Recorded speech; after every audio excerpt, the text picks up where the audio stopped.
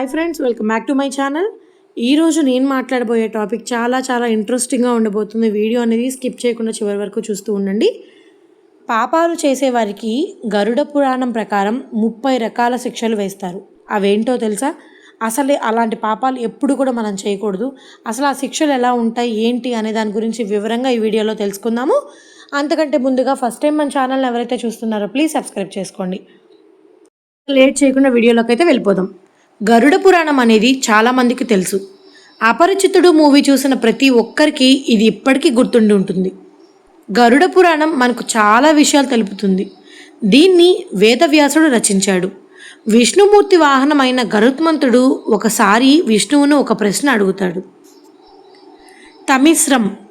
గరుడ పురాణం ప్రకారం తమిశ్రం అంటే ఇతరుల సొమ్మును, భార్య పిల్లలను కాజేసిన వాళ్ళను శిక్షించడం.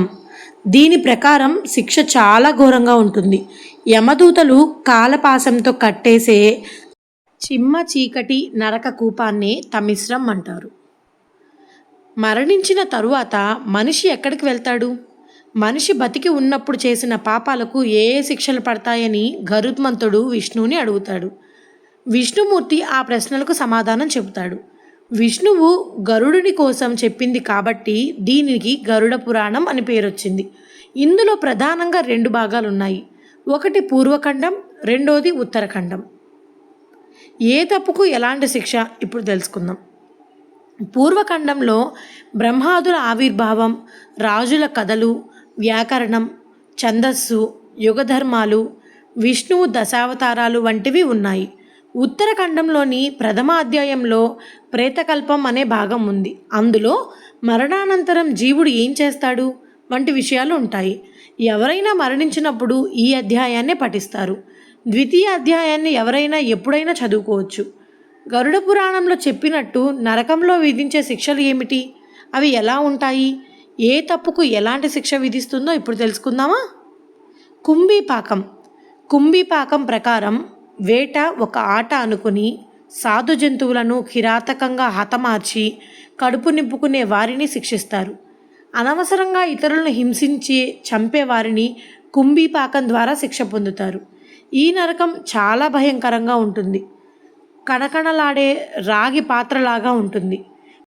పైనుంచి సూర్యుడు, కింద బగ్గున మండుతున్న మంటతో ఆ రాగి కొలిమి విపరీతంగా వేడెక్కి ఉంటుంది. అందులో పాపులను వేసి శిక్షిస్తారు. తరువాత రౌరవం. రురు అంటే భయంకరమైన విషనాగు అనర్థం. శరీరం శాశ్వతమని తన కోసం, తన వారి కోసం ఇతరుల ఆస్తిపాస్తులను లాక్కొని అక్రమంగా అనుభవించే వాళ్ళు రౌరవం అనే నరకానికి వస్తారు. వారికి శిక్ష కూడా చాలా కఠినంగా ఉంటుంది.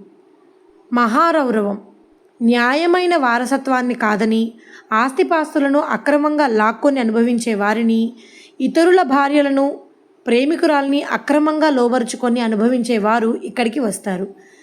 ఇక అందత మిశ్రం ప్రకారం స్వార్థ చింతనతో ముక్కు మునగ తినే వారిని, అవసరాలు తీరే వరకు భార్యను వాడుకొని ఆ తరువాత వదిలిపారేసే వారిని శిక్షిస్తారు.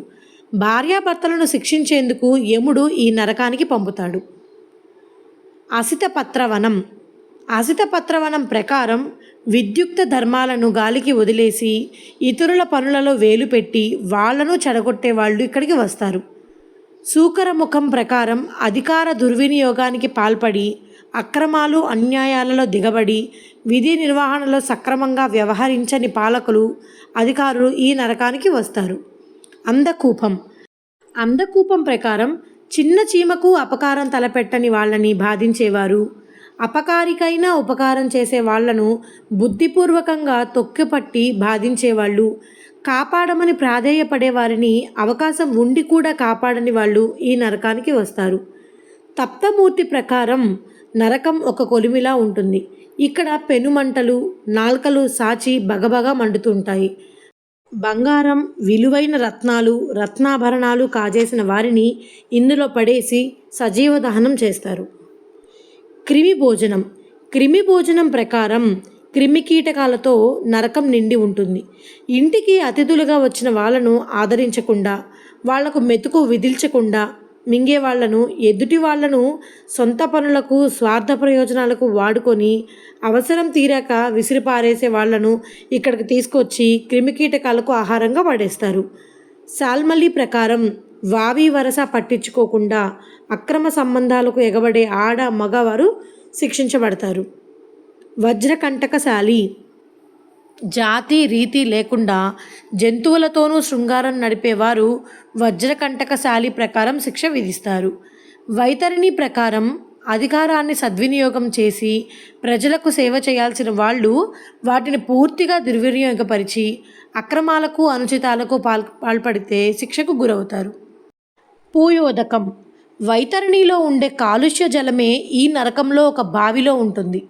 వివాహం చేసుకునే ఉద్దేశం లేకపోయినా మాయమాటలు చెప్పి ఆడపిల్లను ముగ్గులోకి దింపి అనుభవించే పురుషుల పశువులకు ఈ నరకంలో శిక్ష పడుతుంది. ప్రాణరోధం ప్రకారం కుక్కలు వగైరా జంతువులను వేటకు ఉసిగొల్పి సాధు జంతువుల ప్రాణాలను హరించే వారికి శిక్ష ఉంటుంది. వైశాసనం పేదలు ఆకలి దప్పులతో బాధపడుతుంటే తమ దర్పాన్ని ప్రదర్శించుకోవటానికి విందులు, వినోదాలు చేసుకుంటూ అవతలి వారి బాధపడుతుంటే చూసి ఆనందించే దుర్మార్గపు మనసున్న వాళ్ళంతా ఈ నరకానికి వచ్చి పడతారు. లాలభక్షణం ప్రకారం అతి కాముకులు, భార్యను కట్టుబానిసంగా కన్నా నీచంగా చూసేవాళ్ళు, తమ ఆధిక్యతను చాటుకోవటానికి వీర్యం తాగించే వాళ్లకు ఈ శిక్ష విధిస్తారు.